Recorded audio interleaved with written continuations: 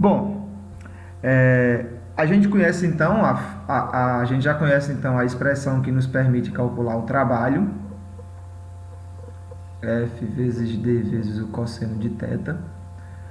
Contanto, perceba que está implícito aqui uma suposição nessa definição. A suposição de que a força é constante. Não só o módulo, a força como um todo é constante. De modo que nem o módulo dela varia com o passar do tempo, nem a direção dela varia com o passar do tempo. Então, era este tipo de situação que a gente estava analisando na videoaula anterior. A gente estava calculando o trabalho de forças constantes. Só que em muitos problemas, né, na natureza, por exemplo, se a gente quiser calcular o trabalho que a força gravitacional do Sol exerce sobre um cometa, a força gravitacional que o Sol faz no cometa não é constante. Ela aumenta de intensidade conforme o cometa se aproxima do Sol, ela diminui de intensidade conforme o cometa se afasta do Sol. Se a gente quiser, como vamos fazer daqui a pouco, calcular a força feita, o trabalho feito pela força de uma mola. A força feita por uma mola, ela não é constante. Ela varia com a deformação da mola. Quanto mais você deforma a mola, mais força ela faz. Então, a gente percebe com isso que em muitas situações que a gente vai necessitar analisar, a força não vai ser constante em módulo.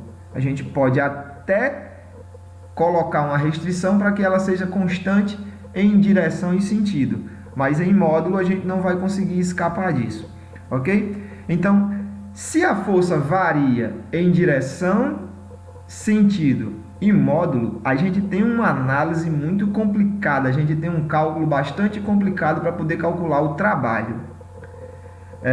A gente vai simplificar a nossa vida e vamos fazer o seguinte, vamos considerar que mesmo a força tendo um módulo variável, nós vamos considerar que o θ é sempre constante, ok?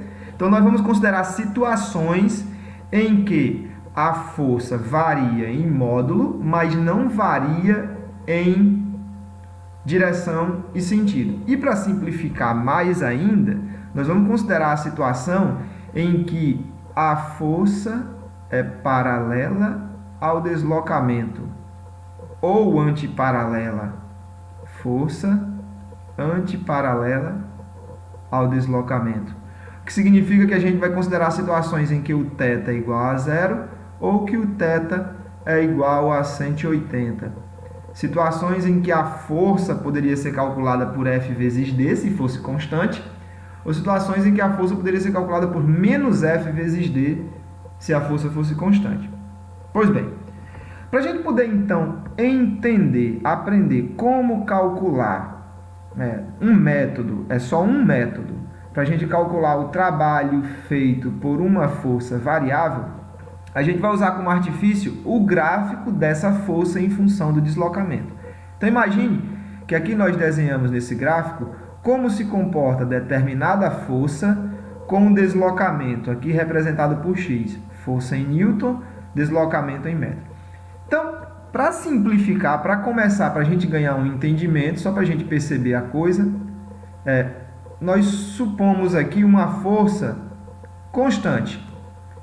Uma força que empurra um objeto da posição, ela atua em um objeto da posição 0 até além da posição x2, e essa força tem sempre o mesmo valor, ok?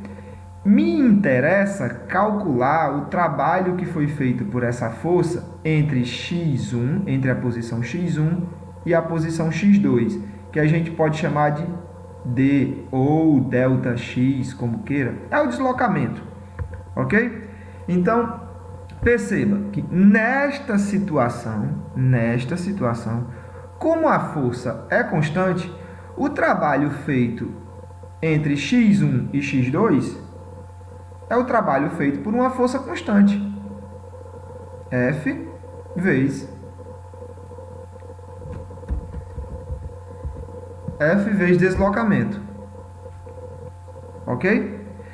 Mas perceba também que se você olhar para a área entre o eixo horizontal e o gráfico da força, se você considerar esta área entre o eixo horizontal da posição inicial até a posição final e o gráfico da força, se você calcular essa área, você vai obter como resposta base, que é ΔX, vezes a altura, que é F. Ou seja, a área embaixo do gráfico também me dá F vezes D. Mas vamos fazer uma extrapolação agora, que é bem exagerada, mas que na verdade ela é matematicamente correta. Nós vamos dizer que sempre que a gente tiver o gráfico de uma força por um deslocamento,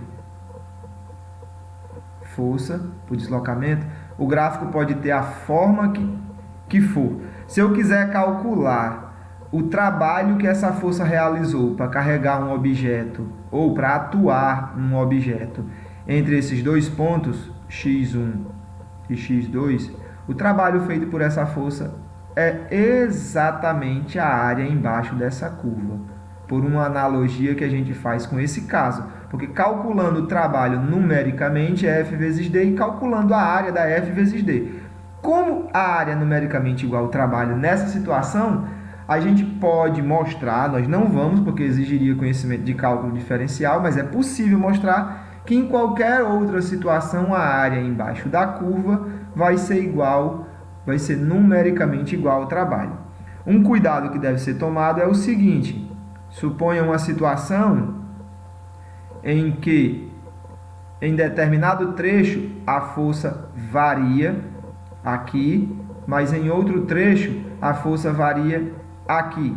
Então, deste ponto até esse ponto, a força tinha um valor positivo. O que é que significa isso? Significa que a força apontava na mesma direção que o deslocamento. Consequentemente, esse trabalho aqui é um trabalho positivo. Já nessa situação aqui, a força está na região negativa. O que significa então dizer que a força era negativa? É a mesma coisa que dizer que a força era contrária ao deslocamento. Então, o trabalho feito por essa força seria um trabalho negativo. O trabalho total feito por essa força para levar o objeto do ponto 1 até o ponto final seria a soma algébrica desses dois. Esse positivo mais esse negativo.